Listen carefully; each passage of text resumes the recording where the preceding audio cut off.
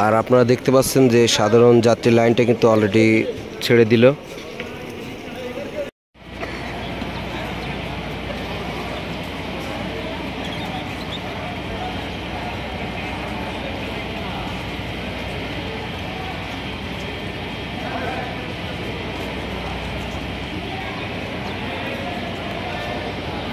এটা ছিল আজকে বেনাপোল বর্ডারের সাধারণ যাত্রী লাইন।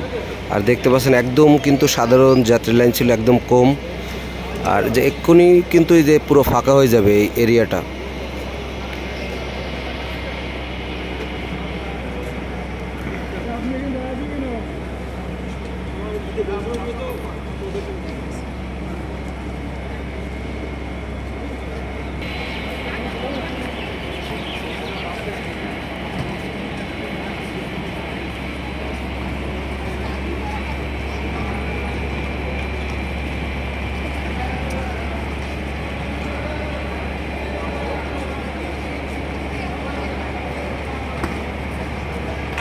আর আপনারা দেখতে পাচ্ছেন অল্প সময়ের পরে কিন্তু যে পুরো ফাঁকা হয়ে গেল এলাকাটা।